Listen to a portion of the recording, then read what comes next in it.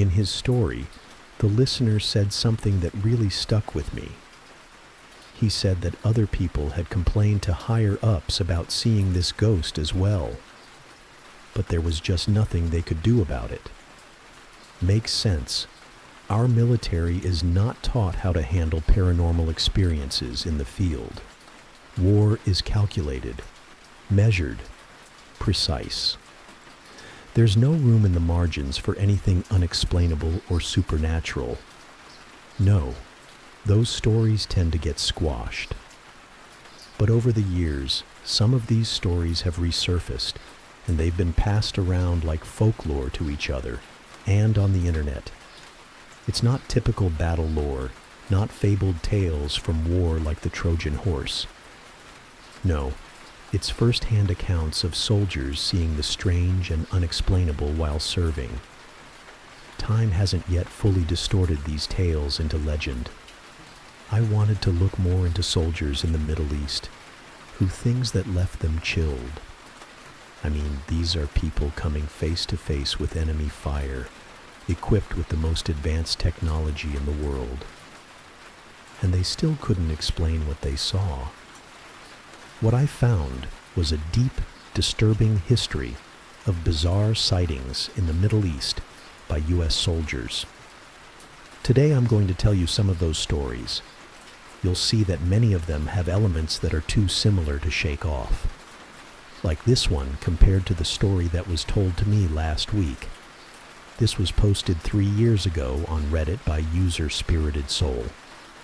They write, I have only told this story to 3 people outside the old military buddies who have similar stories to this experience. First, I need to set the scene. Tucked in a mountain valley in Baghlan, Afghanistan is a place called Russian Hill. Tapa Gurgan is the best phonetic spelling of the local name. We just called it Tapa. Tapa is the only hill in this entire valley, and that is not by mistake. It is a burial mound that has existed since the time of Alexander the Great. Generations of locals have been buried here. This also includes the dead Russians from the failed invasion back in the 80s. Now, what did the American Special Operations do when they came to this valley? Level off the top and stick a combat outpost on it. So this is where my story begins. I was a regular Army paratrooper attached to the Special Operations team that built the outpost. One of the roles of the regular Army guys was to watch the radios at night. We would always get weird babble on them at night, but that could be written off as interference, though years as a radio operator for my team lead me to think otherwise. I had radio watch duty one night. 2:45 a.m., 3 a.m. My shift ends, and I walk down the hill to our little bathroom area. I'm doing my business in this little cinder block hut with a hole when I hear walking up the hill next to me. I at first think nothing of it, probably just one of the local guards coming up for a shift change. But being the middle of the night and me in a combat zone, I do listen and pay attention. I can hear the sound of gear rattling, which I know for a fact that our locals don't wear gear with meta itch buckles or boots for that matter. I've been on patrol with them multiple times, and they hang around the outpost. I know what they sound like when they move. This was not that. This was the heavy-set boot steps of a soldier in combat gear. Now not wanting to die on the throne, and the fact that I was one of very few Americans at this outpost, I decided I probably needed to know who was going up the hill. So I crack the door and peek outside, and holy hell bananas, there is someone on the hill. It's happened to be mostly a full moon, and I had some decent ambient light. They were carrying an AK, so not an American. They also had on a uniform, and not the typical Afghan garb. Not one of our Afghan local police. At this point, they are close to the top of the hill, and this person is not someone from the outpost. I grab my rifle and pop out the door, and I run up the hill after them. I get to the top, and not a single person was around. I walk over to the building where the radio guard is and knock on the door. My buddy answers and asks what's up. I checked to see if anyone else was up or came in there, and he said that no one has came out of the barracks. The next day, while eating lunch, we joked about it, and one of the special ops guys who had been there longer told us it was the resident Russian ghost. Claimed he started appearing after they used dirt from the hill to fill our sandbags for the wall. Turns out they found some bones while doing it. He even told us that he had been face to face with it, and even drew his sidearm. All the other guys kind of chimed in about their own creepy stories of the place. A lone Russian soldier, caught in a perpetual loop of combat, forever walking up an outpost in the desert of Afghanistan. It sounds like legend, like a story soldiers tell at night to scare one another. But we know that other soldiers were reporting seeing ghostly Russian soldiers in other areas. Hearing that story, the first thing I thought of was the shocking similarities to the most documented haunting in Afghanistan. This tale transcended legend and became wildly reported on, being featured in British newspapers as well as the New York Times.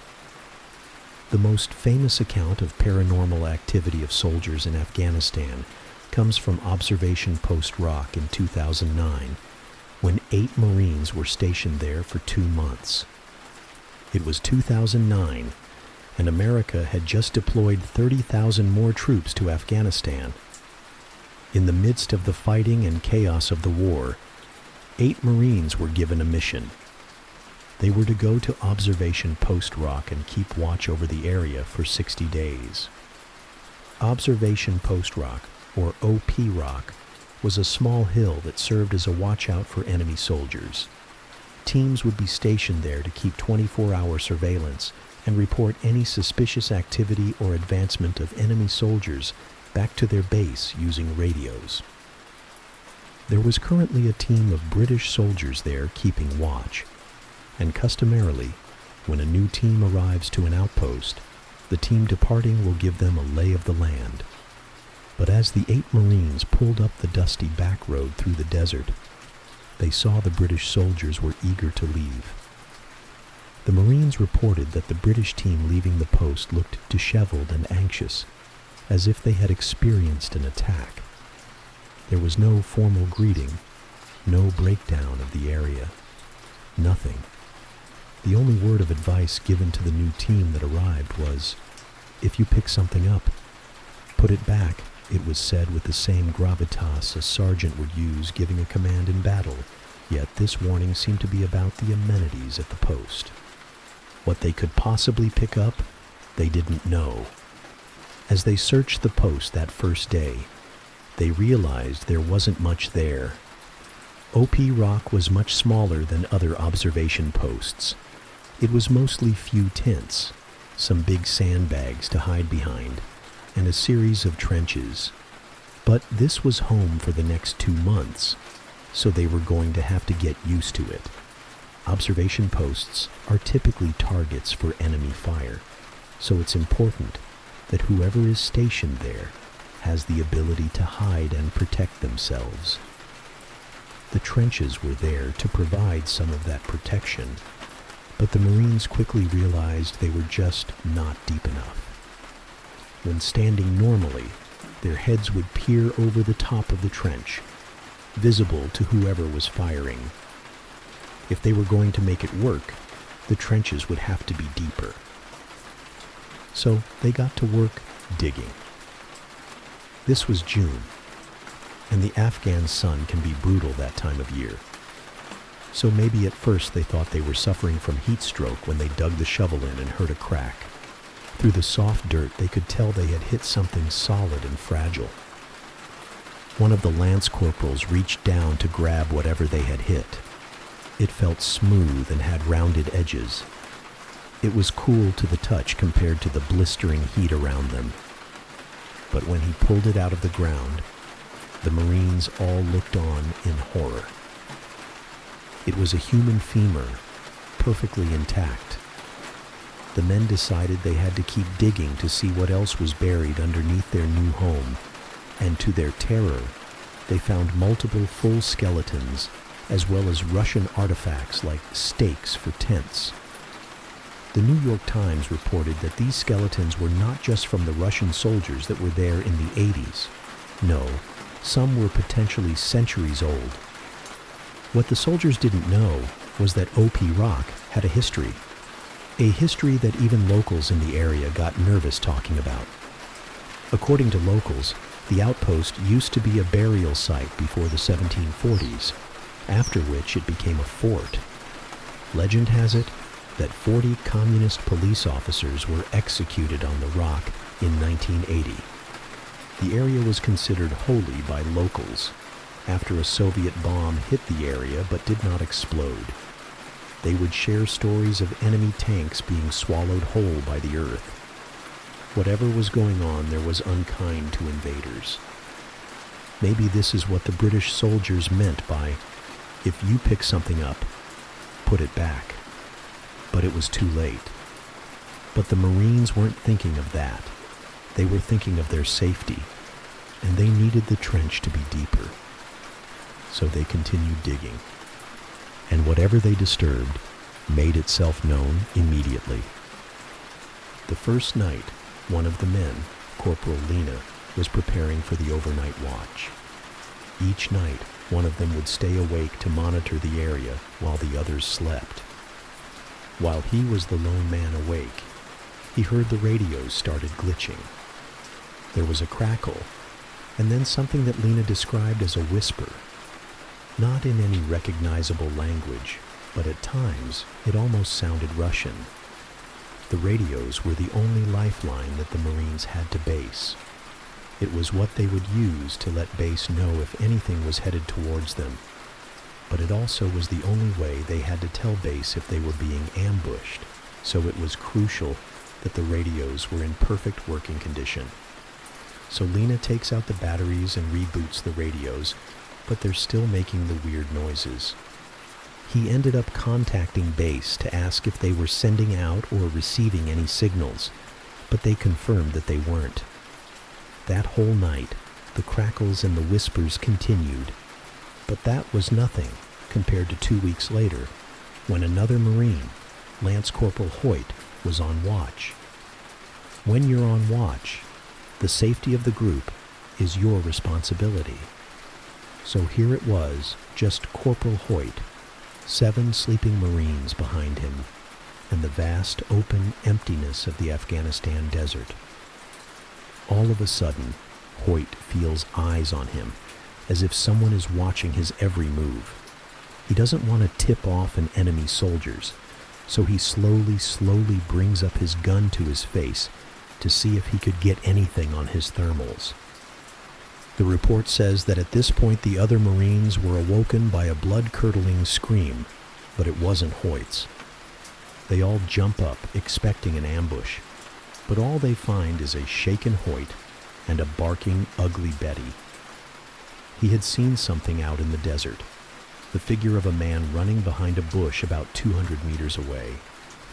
The scream had come from out in the distance in the man's direction. So Corporal Lena raised his thermal lens, but there was nothing out there. No matter where they looked, it was all the same temperature, meaning no life. Once they determined the man was no longer out there, and there was no threat posed. They decided they'd hunt for tracks the next day to see where the man came from and where he went. But the next day, there was no trace that anyone had ever been there. The men needed to make sure that the perimeter was secure, so they set off to find bullet casings, boot prints, anything that indicated the man Hoyt saw had been there. But there was no indication. The Marines were shaken by this, but it seems like they still didn't think there was anything paranormal going on. They're out there hunting for a threat hidden in the mountains, so every strange thing that happens is being processed through the lens of someone out there wants to kill me. Ghosts were the last thing on their mind. One of the youngest Marines there, Lance Corporal Zolnik, started feeling differently one night when he was on watch out, however. Zolnik remembers how warm it was that night. It's the desert in the summer, and while it's cooler than the daytime, in all of your gear, the nights are still pretty warm. That's why it was so strange when all of a sudden, a pocket of cold air hit him. It wasn't just a body chill. He started shivering from how cold the air around him became. Zolnik says he didn't think much of the change in temperature. The other men had also been complaining of that since they'd been there. But then, quietly behind him, he hears whispering.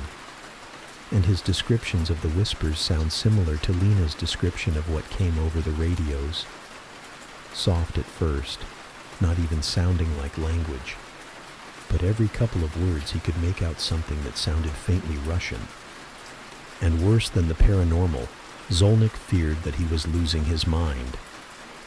It's no surprise that combat is extremely stressful, and that stress can play cruel tricks on your mind. Zolnik worried that the affects of war had caught up with him. But before he could think too much about it, he hears footsteps above him, like someone is running around on the wooden slabs of the shack that's there. He runs up to see what's happening. He needs to make sure it's not the Taliban. But when he gets up to where he heard the sounds coming from, there's no one there. So he goes back down. And maybe in an attempt to prove to himself that he wasn't losing his mind, he raises his thermal lens to his face to see if he could see anyone out in the vast openness. And he does. There's a man with a heat signature standing in front of his thermal lens. The man has his fists balled and up by his face. Zolnik is freaking out, but before he shoots, he needs to make sure that it's not one of his own men, so he brings down his thermal lens. But the man is gone. There's no one out there when he looks out. Zolnik was so disturbed by this event that he requested to transfer. Combat fatigue is real and can have disastrous consequences, and he figured his mind was slipping away from the stress. And that would be believable if he were the only one having these experiences. But he wasn't. And they didn't stop after he left. They only got worse. Corporal Lena was out on patrol one night when Ugly Betty started barking, really losing her mind at something in the distance. So Lena brings up his binoculars, and he could faintly see the outline of something that looked like a person in the distance. Now, already, they all thought that there was someone out in the bush that they couldn't see, so Lena is on high alert. He pulls his binoculars down to get a better look, but the figure is gone. He can't see it anymore. That was strange, he thought. But Betty is still Cujo barking out into the empty desert, so he brings his binoculars back up. And the figure is now 100 meters closer, staring directly at him. He's terrified, so he rips his binoculars away, and the figure is gone. He's trying to figure out what he saw when he feels the double tap on his back. That's how the man in charge, Sergeant Green, would get their attention. Lena turns around to tell him that there's someone out there, but no one is behind him. And when he looks back out into the vast darkness, there's nothing there, not even when he uses his binoculars again. After that night, the men slowly started talking to each other. It started with Lena, but then every man on the team confessed that they too had experienced something unexplainable and incredibly strange. But at that point, it was almost day 60. They had one more night before they were set to leave. So that night, they're all excited that they can finally get out tomorrow. Whatever happened that night wouldn't matter, because they were driving out first thing in the morning. And now they were all expecting the usual, maybe some weird radio static and some whispering. But they felt prepared. But then the radios go out, not just glitching, dead, and both of them. So they were not able to communicate with their base at all. And then enemy fire from everywhere. Corporal Lena said that it sounded like someone was standing in the trenches with them, firing directly next to their heads. It was that close. No one could tell exactly where it was coming from, so they were firing everywhere, at everything, just trying to cover themselves and make it stop. Worst of all, they hear the unsettling whistle of a rocket-propelled grenade designed by the Soviets. Not only are they getting fired at from every angle, but by an artillery they were not equipped for. But then, as quickly as it started, it stopped. All of the gunfire ceased, and no one in the trenches had been hit.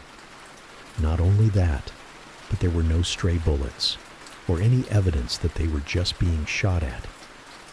The following morning, they said it took all of 5 minutes for them to pack up all of their stuff and head out. Though their time at the post was officially over, what transpired there haunted the soldiers for the rest of their lives, and a few of the men have suggested that they feel like the post cursed them. Of the 8 men stationed there in 2009, 3 of the Marines would go on to die in battle, and SGT Green would become disfigured in an IED attack. They fear that whatever was hunting them at the post may have followed them. Were they being tormented by a lone enemy soldier, or was it something else? Maybe the echoes of the past can still be heard in the region, and maybe the ghosts of soldiers from before are cursed to be permanently stationed where they met their fates. Maybe the land really is sentient like the locals suggest. These stories are chilling, but they're at least of our world. Various soldiers that have never met have recounted seeing the same entity in another part of the country, but this time it's not of our world. It's something much darker. More after the break. Years ago, in the heat of the war, there was a soldier who got a call that there was an ambush at the nearby airfield, and they needed everyone out there, stat. So he jumps in the closest car and heads out to the airfield with a couple other guys. When he gets there, he can see one lone man crawling over the fence from the outside, trying to get into the airfield. So, what do? They all lift up their weapons and fire a single shot each. One bullet makes contact and the man drops. But as he's falling, it looks like there's black smoke pouring out of him. One of the guys makes a comment that it looks like it was a suicide bomber. They must have hit his vest and now smoke was pouring out. But as they kept watching him, more and more smoke poured out, until the black fog surrounded the man and made a human-like creature. Through the creature's darkness, they could see glowing red eyes glaring back at them, and then it started to laugh. They raised their weapons in fear, but the man said that the creature took a few steps forward and then dissipated. He was never able to make sense of what happened. He claimed they only spoke about it one time after that and then agreed to never speak about it again. This red-eyed creature shows up in multiple accounts from soldiers who served in different units. Each account is in a different context, but each time the creature is described similarly. Like this story that was posted to Reddit 8 years ago. I was an infantryman during the invasion of Iraq in 2003. My unit was 1st 22nd Infantry, 4th Infantry Division. We pushed into Baghdad and then took an airfield just north of the city. Then we headed north, up Highway 1. The majority of my unit stayed in Tikrit, Saddam's hometown. My company kept going north with 366th Armor to a huge enemy ammo depot near Baiji. We began operating around that area and then shortly moved to nearby K2 airfield and set up a more permanent forward operating base or FOB. K-2 Airfield had a residential area that had been abandoned near the end of the runway. It was on-post housing for the Iraqi Air Force personnel that ran the base, but they had left way before our arrival. What was strange is that it seems it was abandoned before the invasion. There were pots and pans in the sink. There were clothes on the line. But there was lots of dust all over everything. Looters had been there. They were everywhere during that time, but they left mostly everything.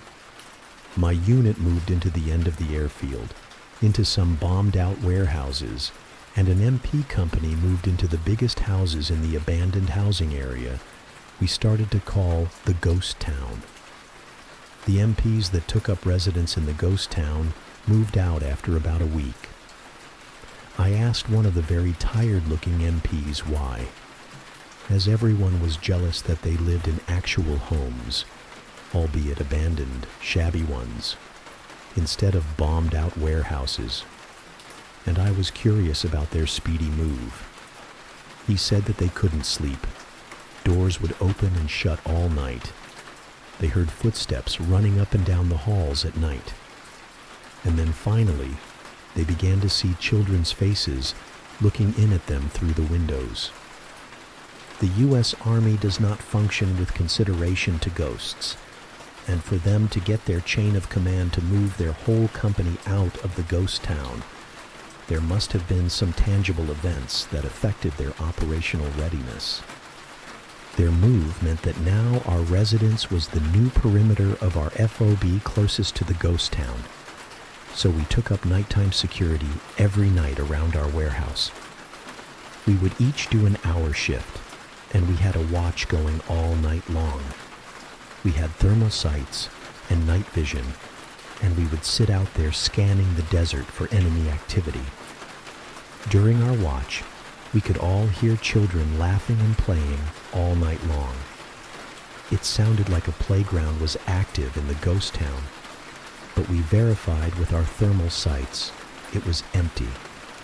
We often had pebbles thrown at us. We would sit out there, alone or in pairs, and listen to the laughter while getting hit by rocks. Nothing big, but they would bounce off your face, your helmet, your vest. The whole time scanning with thermals and night vision, nobody there listening to the laughter. This happened night after night. We all talked about it with each other. Nobody was happy about it, but we sucked it up. In 2004, we had a change of command, and upon hearing about the situation, our new commanding officer said, "There is no supernatural activity in this ghost town, only enemy activity." This was partially true because we had been attacked with sniper fire and RPGs from that direction multiple times. His decision was to set up a nightly patrol and set up ambushes in the ghost town every night. We were already busy, looking for WMDs during the day, raiding Saddam's Ba'athists during the night. We'd been doing 18 to 36-hour patrols, QRF, convoy security, more patrols, show of force, ambushes, the works. And now this. So it began. My squad had done the new patrol a few times, and it always seemed extra dark when walking through the ghost town. There was an old British fort left over from their colonial days, with firing ports and towers. Streets with sidewalks and pretty decent houses, all empty. While on patrol, we could still hear the kids playing, but it seemed just as faint as when we were on perimeter guard. We would get on a roof, lay there on ambush, and just listen. To the wind, the kids, and that's it. One night, we were patrolling through the ghost town in a modified wedge formation. One of our soldiers said, "What the hell?" then screamed, "What the hell is that?" He pointed his weapon to the middle of our formation, then dropped his weapon and ran. He ran alone in the dark, unarmed in the middle of a combat zone, away from everyone. Those of us that looked where he pointed saw it. Those of us that looked at the fleeing soldier heard it. Walking with us was a solid shadow, with roughly the shape of a person. Tall, with really long arms, skinny legs, and a very narrow torso.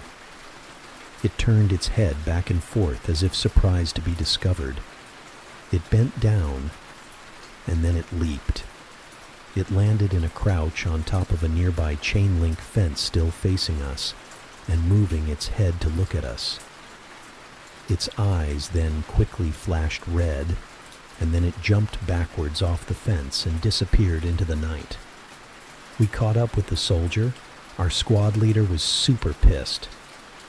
He got roughed up a bit, as he had absolutely lost it, screaming and crying. This soldier was solid. I've personally seen him shoot an enemy at close range. We'd all been through a lot, and we were both confident and competent. What we saw that night was not the scariest thing we had been through that deployment. Engaging the enemy on the regular was. But the enemy made sense. This creature didn't. It was by far the most disturbing thing I've ever witnessed, as it seemed to have a purpose keeping pace with us. From that point on, whenever it was our turn to patrol Ghost Town, our squad leader would lead us to just the edge, and we would wait, not going in. I'm sure we all still appreciate that to this day. Whatever that was doesn't feel like a ghost, and it certainly doesn't feel human. Some locals suggested that these were jinns, creatures from the Quran that were forged in the smokeless flame of a fire, while angels were forged in the light. American soldiers may compare them to demons, but they're more nuanced than that. Some will say these are just tall tales from the battlefield, legends forged by over-exaggeration and combat exhaustion. But when multiple people are coming home and complaining about a red-eyed creature, it makes you wonder, what is it doing out there? And is it specifically targeting invading forces? So, dear listeners, what do you think it was hiding in the desert? Are these just the battle legends of our day? Is it combat fatigue mixed with rogue enemy soldiers? Or it really something darker? Something ancient, sentient, and vengeful?